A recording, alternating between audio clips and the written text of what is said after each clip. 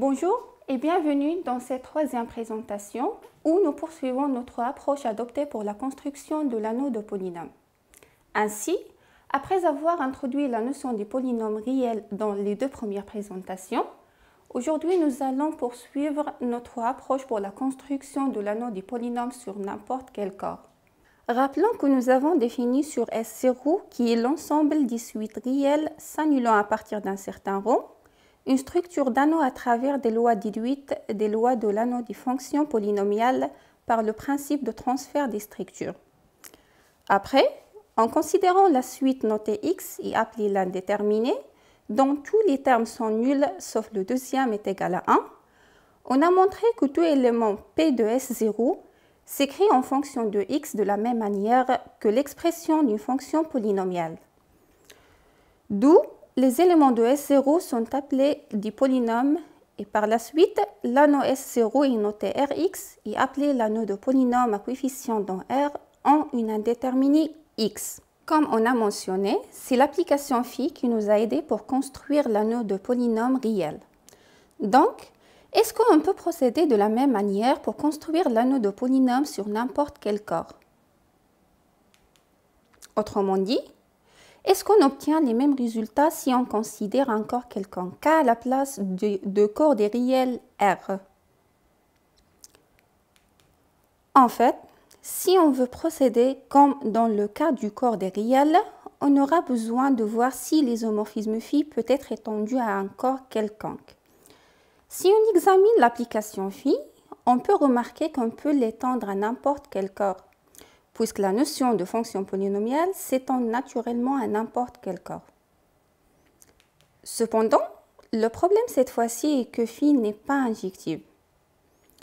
Pour voir cela, examinons l'exemple classique suivant, basé sur le fameux théorème de Fermat sur le corps Z sur Pz, où P est un nombre premier. En fait, on peut exprimer ce résultat en termes des notations précédentes de phi. Alors, on considère deux suites P et Q sur Z sur Pz, dont tous les termes sont nuls sauf AP est égal à 1 bar et B1 est égal à 1 bar. Il est clair que ces deux suites sont différentes. Alors que d'après le théorème de Fermat, les deux fonctions polynomiales associées sont égales. Ce qui montre que l'application phi dans ce cas n'est pas injective et par suite n'est pas bijective. Alors, comment peut-on définir des lois S0 sur S0 pour que l'application phi soit un homomorphisme d'anneau? En fait, par observation de l'application phi et les lois de l'anneau de fonction polynomiale, on n'a pas le choix que d'utiliser les mêmes lois qu'on a trouvées sur l'ensemble des suites réelles. Et aussi, il est très clair que ces lois seront bien définies aussi sur les suites à terme dans le corps K. Et ainsi, ces lois peuvent s'étendre à S0K pour n'importe quel corps K. Donc, ce qui reste, c'est de voir si ces lois rendent l'ensemble S0K un anneau. Si vous vous rappelez, dans le cas des suites des réels, on a utilisé le principe du transfert, mais dans notre cas, on n'a pas la bijectivité. Et ainsi, on doit la montrer à la main. Cela vous sera laissé à être d'exercice. Eh bien, après beaucoup de vérifications des propriétés de ces lois telles que l'associativité, commutativité et distributivité, on peut affirmer que l'une de ces lois S0K est un anneau commutatif d'éléments neutres, la suite 1, 0, 0, etc. Comme dans le cas précédent, S0K sera appelé l'anneau de polynôme à coefficient d'un K, et donc toute suite de S0K sera appelée un polynôme et ces termes seront appelés six coefficients. Nous pouvons aussi montrer facilement que l'application phi est bien un homomorphisme d'anneau surjectif. Et dorénavant, la fonction P tilde sera appelée la fonction polynomiale associée au polynôme P. On a vu que phi n'est pas bijectif pour les corps Z sur Pz avec P un nombre premier, cependant il est bijectif pour le cas des corps des réels. Donc, une question naturelle qui se pose, quand l'homomorphisme phi est bijectif? La réponse est donnée dans la vidéo qui utilise la relation entre le nombre des racines d'un polynôme et son degré. Cela permettra de résoudre ce problème de sorte qu'on va avoir pour tout corps infini tel que Q, R et C, phi et bijective. Et ainsi, dans ces cas, on peut identifier un polynôme P avec sa fonction polynomiale P tilde.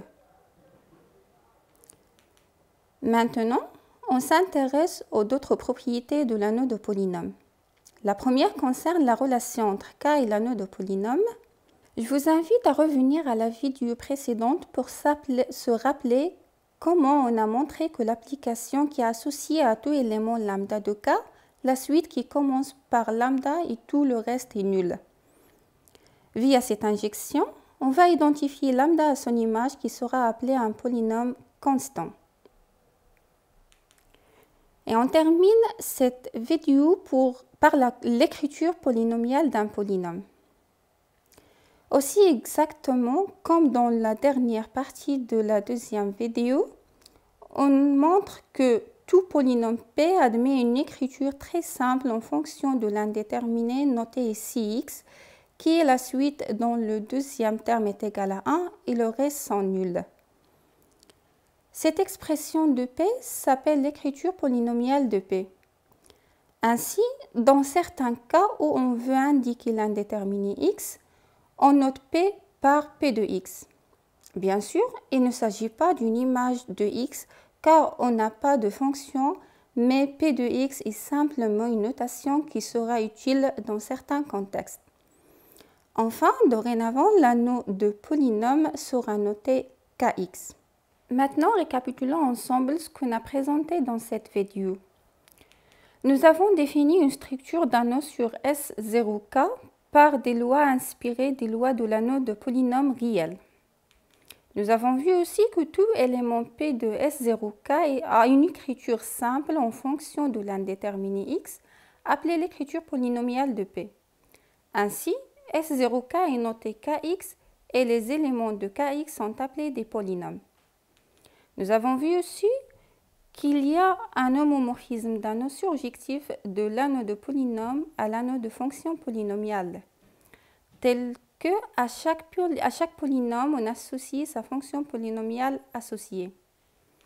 Enfin, on a vu que le corps K s'injecte dans l'anneau de polynôme Kx via une injection qui a à tout élément lambda de K associé le polynôme constant qui sera aussi noté lambda. Notre vidéo touche à sa fin. Je souhaite que vous en avez bien profité et à la prochaine.